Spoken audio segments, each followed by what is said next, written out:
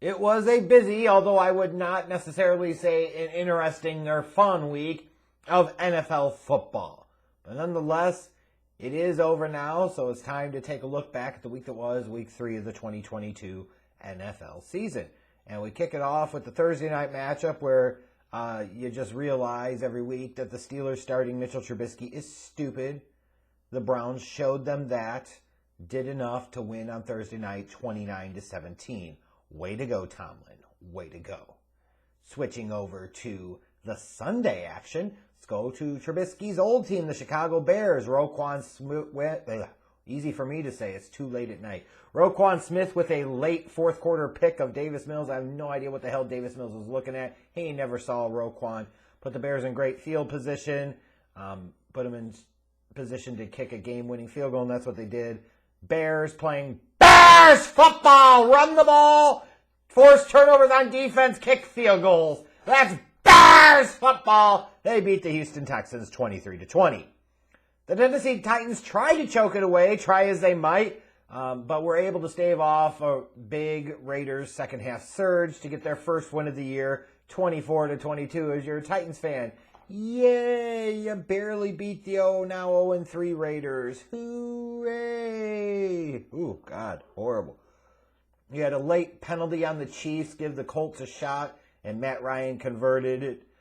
They hit it. Late touchdown. Colts actually give the Chiefs their first loss of the season, the Colts get their first win of the season over the Chiefs, 20-17. And one of those perfect examples of go figure, it's the NFL. You never know what's going to happen from one week to the next. The Dolphins survived the punt late. He literally kicked it off the dude's ass for a safety. But the last Bills drive ends up running short, and wouldn't you know it, the Miami Dolphins moved to 3-0 with a 21-19 victory. Kirk Cousins connected with KJ Osborne with 50 seconds left. The Vikings came back with a couple of fourth quarter scores to beat the Detroit Lions 28-24. Mac Jones apparently having his Paul Pierce moment. Sure looked like when they were carrying him off. He's looking like Paul Pierce there, but he goes down with what looks like a high ankle sprain, might miss some time. Meanwhile, Lamar Jackson's making his early season bid for another MVP award with 5 total touchdowns. Ravens win comfortably over the Patriots, 37-26. The Bengals bounce back in week 3. Joe Burrow goes for 3 touchdowns. The Bengals get on the positive side to get their first win easily over the Jets, 27-12. Speaking of making an MVP case, Jalen Hurts is making an early season MVP case as he had 340 yards and 3 touchdowns, and the Eagles coast past the Washington Commanders 24-8.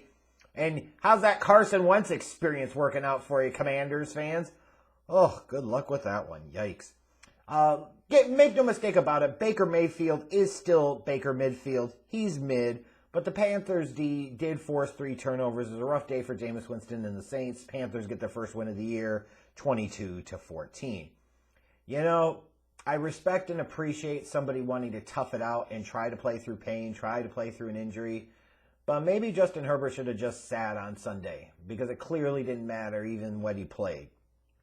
The Jaguars look good early under new head coach Doug Peterson. Trevor Lawrence is showing some signs. You know, if you're a Jacksonville fan, you're sitting there saying to yourself, hey, I don't feel terrible about this, and by God, they got a shot to win the division. Well, they're leading the AFC South right now, 2-1. They smashed the Chargers on Sunday, 38-10. The Rams' defense bended, gave up a lot of yards to the Cardinals, but certainly did not break, meaning they were able to keep the Cardinals out of the end zone consistently, had enough to beat them 20-12.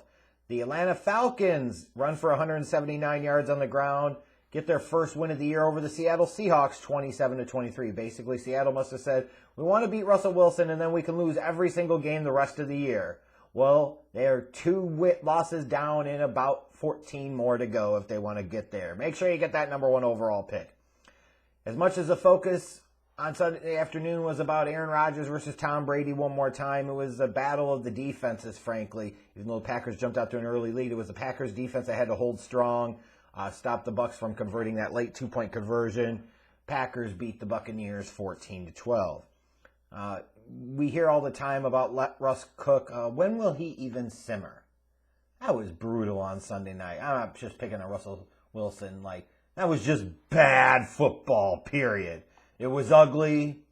Broncos beat the 49ers 11-10. For all those 49ers fans that were hopeful about, Jimmy G is so much better than Trey Lance. You done forgot your senses. Unbelievable. And then Monday night, speaking of brutal primetime games, although it did pick up a little bit of interest there in the fourth quarter, it still was a relatively rough watch for 3/4 of it. The Cowboys' defense had 5 sacks, gave Giants their first loss of the year, 23-16. And don't look now, but here are the Cowboys with a couple of wins with Cooper Rush as the starting quarterback. In terms of the winners of the week, I'll go with the Miami Dolphins. That's a big win at home in the heat against the Buffalo Bills, a presumptive Super Bowl favorite for many, myself included. This was a statement game for them to say, we could beat you in more than one way, and they certainly did that on Sunday. Hats off to Mike McDaniel, that Dolphins coaching staff and Dolphins roster. 3-0 is 3-0, baby, and they sure as hell are 3-0 right now. I'll talk about the Jacksonville Jaguars. We'll see how long this lasts, but right now, they've been a little bit of an early season surprise. Back-to-back wins, and they smashed the Chargers on Sunday. Doug Peterson hire, at least early on, is paying some dividends. And then the Green Bay Packers to go down to Tampa and get a win on the road. I'm still not that impressed by them as a team overall, but again, 2-1 is 2-1. They look a lot better than they did in week 1, relatively speaking, and that's a key win against a tough opponent on the road that you got to have that could come into play later in the year when you think about playoff positioning and so forth. So big win for them. In terms of some of the big losers for week number 3, I'm going to start with Mike Tomlin.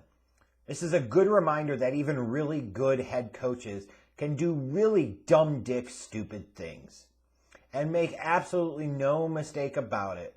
Mike Tomlin stubbornly insisting on continuing to start Mitchell Trubisky is a really dumb dick stupid idea. It's a really dumb dick stupid thing. His team is now 1-2. You've lost 3 games of experience for Kenny Pickett. What the hell was the whole point? Just saying, what was the point? That makes him a loser for the week. Justin Fields, god-awful, brutal bad. You say, well, they won and that's all that matters. No, that was Bears football to an entirely different level than we've ever seen. Justin Fields' first 3 starts of the season are so bad, it's about the worst. I think it actually is the worst performance by a quarterback in the post-merger NFL through 3 starts. That's how bad that performance was so far. Bad, and he looked worse on Sunday. And in general, primetime football viewers, primetime football fans, it was a rough week of NFL action. There were a couple of interesting games, but not a lot. And the games that were in the feature slots on primetime were pretty brutal to watch, frankly. So, especially Sunday night and Monday night, those were pretty brutally bad to watch. So, it was not a winning week for primetime football viewers, that's for sure. In terms of your week 3 stars, I'm going to go with Lamar Jackson first. 18 of 29 for 218 yards passing, but 4 passing touchdowns. Went over 100 yards with a touchdown on the ground as well. Like I said, making another early season MVP bid right now. In terms of running backs, I'll go with Khalil Herbert. This is a guy I look to and say, this is the justification potentially for why you wouldn't have to pay David Montgomery big money in the offseason, because it's Chicago. They always find a way to find a fucking running back, so don't overinvest in one. Just feels unnecessary. And all Herbert did was go out there once David Montgomery went down with the ankle injury. He had handled the rock 20 times for 157 yards and 2 touchdowns. He was dominant in that game against the Texans. In terms of wide receivers, even though it came in a losing effort, Mac Hollins had a nice day. 8 catches, 158 yards, and a touchdown. And then you look defensively, as brutal as the game was to watch and as crappy as their offense looked until maybe very late where rust started to simmer just a little bit. But the Broncos' defense was good again this week. Only allowed 10 points, had 4 sacks, forced 3 turnovers. That's a good sign for the Broncos in terms of if their offense ever gets up to rhythm, gets up to speed a little bit, they're going to be a little bit more of a dangerous team. But their defense can keep them in some games and give them a chance to win it at least right now. And then in terms of coaches, I'll go with Kevin O'Connell. He's got the Vikings at 2-1. That was a tough win against Detroit. You had to come back late in the fourth quarter to do so. We'll see how the Vikings play as the season goes along, but early season returns, I think for the Vikings and hiring of Kevin O'Connell have to be pretty positive here. I would think. And in terms of my 2-minute drill for this week, I'm just going to hit on the piece about young quarterbacks. I was trying to debate, like, what do I really want to talk about here? But you look at some of these teams, the Steelers. The fuck are you continuing to start Trubisky for? He's not your future answer. There's a reason he was available on the market to begin with. He's not that good. Accept it. Play Pickett. Stop being stubborn. When you look at the Tennessee Titans, you say, well, they won. What the hell are you complaining about? Yeah, and even then it was kind of ugly. Like, would they really be that much worse off with Malik Willis at that point? I'm just saying, like, would they really be that much worse off? Do you think so? Because I certainly don't. And then you look at the Falcons. Yes, again, they won their first game of the year, but why not play Desmond Ridder and see what he has? You know Marcus Mariota is not that type of dude.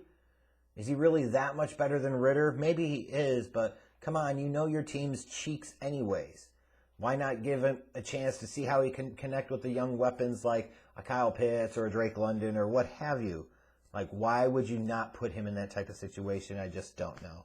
Some of these teams with the young quarterbacks and their insistence on not starting them just absolutely frustrates me. The most valuable experience you can get is to play. I don't care what anybody says, well, it's better to sit and watch and learn. That's really dumb. That has no real world applicability, and it certainly doesn't have any football applicability either. Like, if you don't have a clear-cut better option, like the Packers aren't playing Jordan Love because they have Aaron Rodgers. You can question why they ever bothered drafting Jordan Love and then decided to keep Aaron Rodgers. Fair, valid question, but at the end of the day, you're not playing Jordan Love over Aaron Rodgers. You're not playing Kyle Trask, a second-round pick, mind you, but still a highly drafted quarterback, over goddamn Tom Brady. In those types of situations, it makes sense to not play the young quarterback. But other than that, you're drafting these guys high because you don't have the answer there. The guys that you have stink, so play the fucking young guys because their upside is already better. It's already bigger because you would hope in theory that's why you took them as high as you did. So I look at some of these teams and I say, even when they maybe win a game here and there, they're costing themselves in the long run in the big picture, and they're just not doing it right. When in doubt, if there is any doubt, just play the young quarterback and find out what you got in him.